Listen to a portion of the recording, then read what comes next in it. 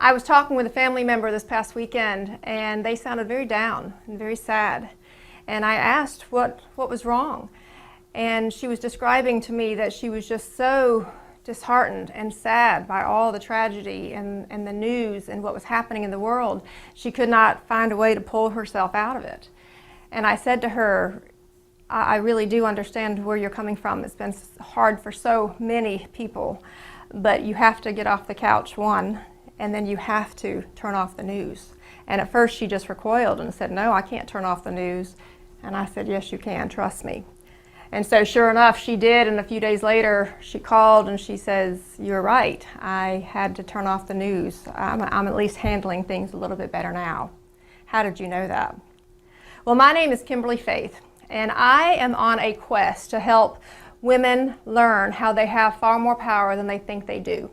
And I had a model that I have used for my entire life that has made such a huge impact that I want to share with you today.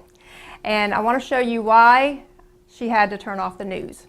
If you have ever had a day where you have felt powerless, out of control, you felt like you were being hit with one thing after the other and you could hardly keep your head above water, then you're going to want to hear and stay tuned for what this model is, because it can make a significant impact.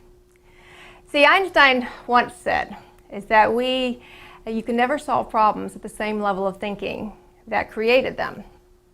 And that quote has always touched my heart, and it's very, very true.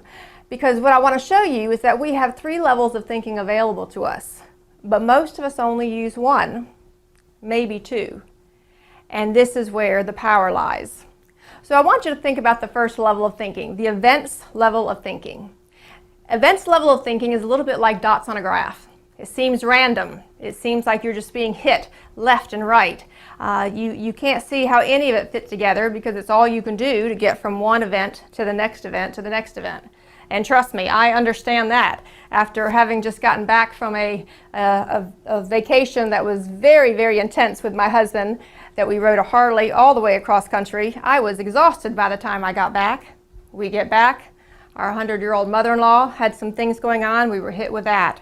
My husband accidentally breaks his ankle, spend all of a day on the emergency room dealing with surgery. My daughter gets home from her study abroad program. All of a sudden, we have to deal with financial issues for the university. And I'm thinking by the end of the day, I mean, you can almost feel it when the events are getting to you because it feels heavy and it feels hard, and you can barely even lift your head because of all of this coming at you.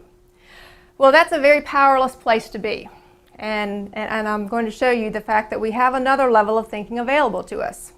The next level of thinking is called the patterns level of thinking.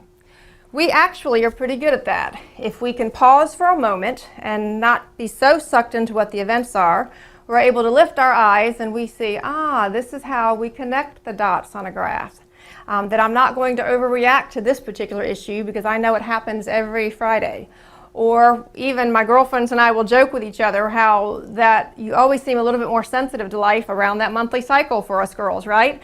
Well, we even have to tap ourselves on the shoulder and say, don't take yourself too serious right now. Tomorrow is a new day. So we have patterns in life. We know that if we invest money, supposedly, in the stock market, over time, it will get better. That's what patterns have taught us. So most of us do pretty well with those 2 levels of thinking. The reality is there is a 3rd level of thinking that people don't realize, and that is called the structure level of thinking. Now, before you have any preconceived notions about structure, it's really very simple. It is anything that is tangible or intangible that influences our behavior. For example, I can predict how my students are going to enter into a particular classroom based on where the door is.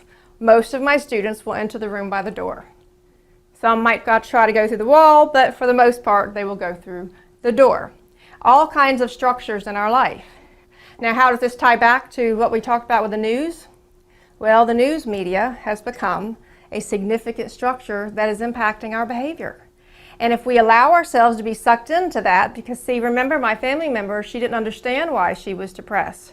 I understand we still have all of this going on in the world, but for her and her well-being to move forward each day, she had to, in her case, remove a structure that was influencing her behavior, and it allowed her to lift her eyes and see life from a different perspective. Now, for any of you that have actually been around and see this new Pokemon Go craze that has people walking around looking at their phones, and they're only focused on their phones right there because they're trying to get the points of that little figure that they're trying to get. I hear friends and colleagues say, what are these people doing? They're not even looking around and watching traffic and watching all of these things going on. They're missing that there's a lot more happening than just what's on their phone. Well, I want you to kind of think about that in reflection of your life. When we get sucked into the events level of thinking and that's all we see, we only see a small piece of the world. My challenge for you is this week to lift your eyes and at least begin to look at maybe the patterns that are happening around in your life, and more importantly, what structures can you put in place to be able to drive your behavior. I have a lot more to share with you on this subject because this fundamental model has so much power to influence your life. So here's the first thing that I want you to do, is when you are facing those days where they feel overwhelming and powerless and frustrating, I want you to tell yourself, you know what? I am just at the events level of thinking right now. I want you to breathe. I want you to lift your eyes and say to yourself, I am not powerless. I can choose a different level of thinking. And while I may not understand exactly how to do that yet, I make a commitment to try to figure that out. So that's the very first thing I want you to do. The second thing I want you to do is I want you to take a look at some of the things, some of the structures that are influencing your behavior. If you're watching too much news, turn it off. Give yourself a break. If you're finding that the world looks colorless, then go look for something happy and uplifting, and look for a structure that will bring a smile on your face and soothe the spirit. So much power lies in this model, and I cannot wait to share with you the rest. It has changed my life, and I know it can change yours too.